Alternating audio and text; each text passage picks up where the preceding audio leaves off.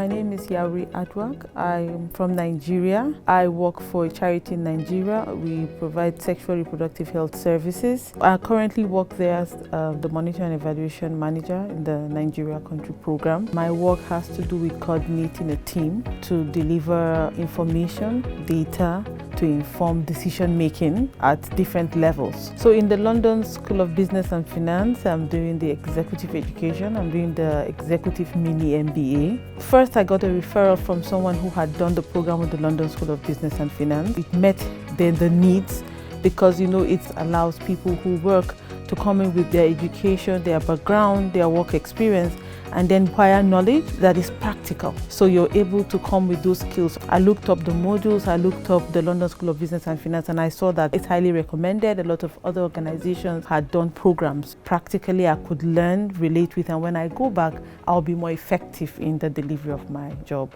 With the executive education, it's practical, particularly, recommend the choice of the tutor, Nigel Tomlinson. He's done a very good job in bringing in a wealth of his experience, and so you're able to relate with your current role. It would improve on my work. I would have to reorganize how I work because of this practical experience, a lot of reading. The material, the content is also good, so you can easily refer and read and then apply.